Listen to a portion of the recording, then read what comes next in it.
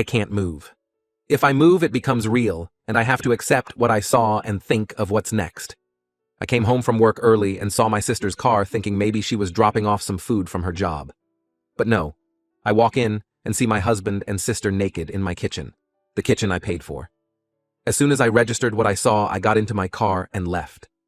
I kept driving, just driving, until I found the hotel I'm at now. I don't want to believe it. I don't know what to do. My sister, my only family and my best friend, the one who's supposed to be there for me and support me. My husband, my person, my other half, the one who's supposed to love and respect me. The two most important people in my life have ruined everything. I've blocked them both on my phone. I don't want to hear any of the bullshit excuses they'll come up. I don't want to confront this. I want to go back to this morning when everything was fine. Update. Sorry for not replying to comments and not updating. Things have been hectic. I didn't think I needed to explicitly say this, but by naked I meant they were butt naked and fucking in the kitchen. I admit mentioning that I paid for the kitchen was odd and kinda funny, but anyone that knows me knows that the kitchen is my pride and joy. So yes, when I saw my sister and husband fucking in my kitchen, it stuck with me. And yes, they did see me. When I got to the hotel, I cried for a few hours, and then I just wanted to tell someone, anyone. The two people I would talk to when something happened in my life were the two I needed to talk about, and it was 11-something in the evening, so I wasn't going to disrupt my friends' evenings and burden them. So instead, I came to Reddit thinking not many would see it. The response I received was overwhelming. I want to say thank you to everyone that sent me kind words and advice. Thank you so much for all the virtual hugs. I know I only commented once, it's because I had so much to think about and do. I appreciate all the love and support. There was so much amazing advice given in the comments, although a lot of it was American-based, I still appreciate it. But one thing I did see a lot was to unblock them and keep the texts and calls as evidence, so I did do that. After posting, and another good cry, I knew that I had to get my shit together. I didn't have my sister or any family to help, so I had to do it myself. I started researching what my next steps were. In the morning, my friend called me, saying my sister contacted her wondering if I had been in contact with her.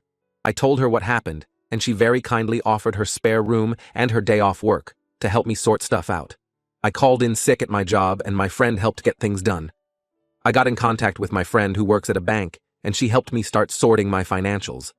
My friend also found me a lawyer to consult with. After my phone consultation with the lawyer, I was so overwhelmed. I now know why so many women don't divorce their cheating husbands. It's such a lengthy, expensive, and emotionally draining process. I, fortunately, make a stable income and can support myself, and we, fortunately, don't have kids. I have to remember that things aren't going to happen in one day. It will all take time. As for the house, unfortunately, his parents did buy it for us, and to be honest, after what I saw, I don't want it. I will try to get reimbursed for my beloved kitchen. Otherwise, it can burn for all I care. This has been super draining, but I knew I had to talk to them. I already knew there was no coming back for my husband, and when I checked his messages, they were exactly what I thought they would say. I'm sorry. It's not what it looks like. We didn't mean for it to happen. Please come home. I love you, blah, blah, blah. Just absolute bullshit. A small part of me thought, maybe I could find it in me to forgive my sister as we only have each other. But after I opened her messages, all hope was lost. She used the same excuses we heard our father use when he cheated on our mother and beat us. She said the same things our mother would say when she would excuse our dad's behavior and also beat us. I spoke to her this morning and asked her to tell me straight up who, what, where, when, and why. She told me back in July, when I went on a girls' trip, she was at our house and joked to my husband that I would cheat on him on the girls' trip because that's what always happens.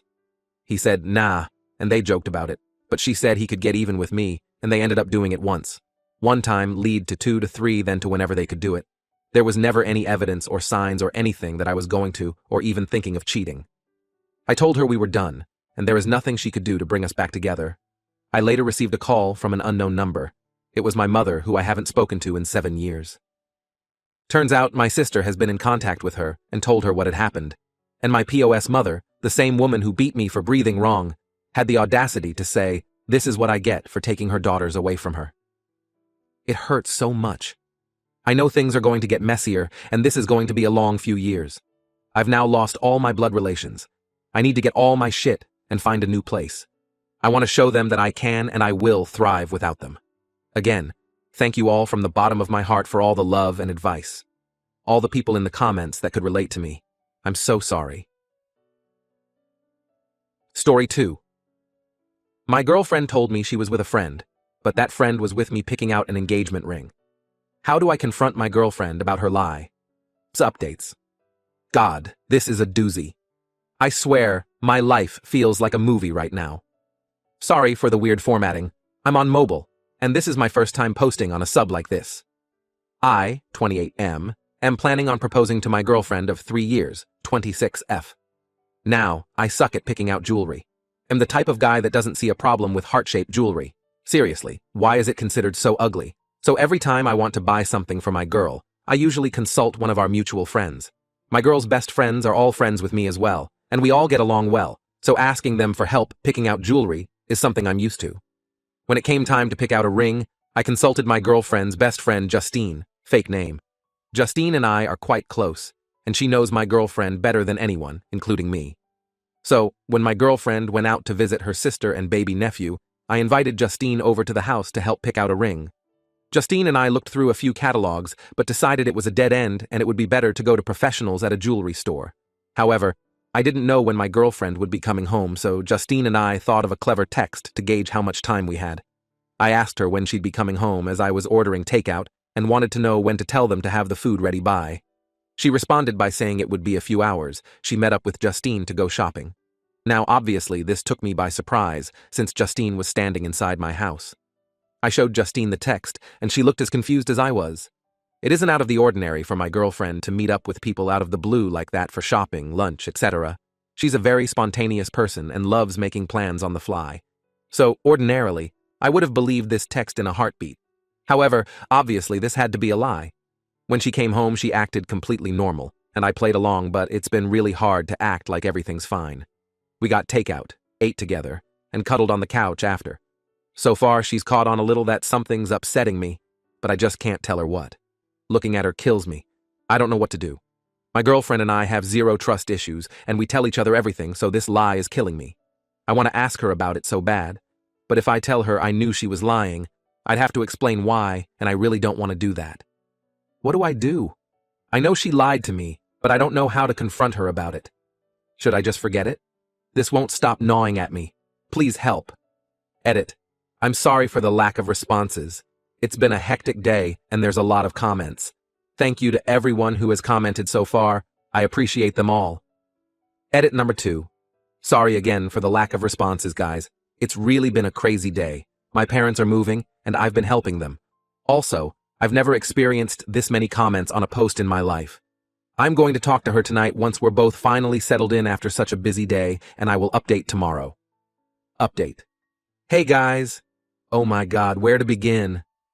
My last post got way more attention than I could have ever imagined. Suffice to say, it was a tad bit overwhelming. Seriously, the amount of people begging for an update was a bit dehumanizing in a way. Like I wasn't a person going through something, but more so a story. But I understand. Haha. I just want to say thank you so much for all of the support and wonderful comments. I got a lot of great advice that helped me tackle the issue head on. I also got a lot of really kind comments and messages. It was awesome. I also got a lot of comments that made me realize how toxic this sub can be. There were many comments that just said things like, "She's cheating, it's over," and "Don't even confront her, just leave." It's advice like that that can ruin relationships that just need a little work. And thank you to the people that told me to hit my girlfriend, told me I was an embarrassment to my gender, and best of all, told me I should encourage an affair because it would lead to great experiences for me later in life. You gave me a good chuckle. On to the update. I decided to confront my girlfriend. I thought about using some of the lies people suggested, but they just wouldn't make sense. To say I ran into Justine somewhere? Well, I told my girl I had to stay home and do stuff around the house, and that's why I couldn't go with her to see my Sil. To say Justine was helping me pick out jewelry. It doesn't make sense for her to come all the way to our house to help me pick out a piece of jewelry unless it was a serious piece of jewelry, like an engagement ring. If I just wanted to get her a piece of jewelry as a gift, I'd ask her friends for suggestions or ask them to send me pictures of jewelry she might like. It all happens over text. None of the excuses made sense. So, I decided to be honest. I basically just said that I knew we'd been thinking about marriage, and she probably knew a proposal was coming soon, so I invited Justine over to help me find her the perfect ring. And that so happened to be the day that she said she was going to see her. So, what's the deal? She immediately started grinning like an idiot and prodding me about proposing and the ring. But then we got back onto the topic of where she was, and she confessed what she was really doing. No, she wasn't cheating, and no, she wasn't picking out a ring for me. The amount of times that was commented was crazy. So, some people are dog people, and some people are cat people. Well, me, I'm a snake person. I grew up with snakes my whole life.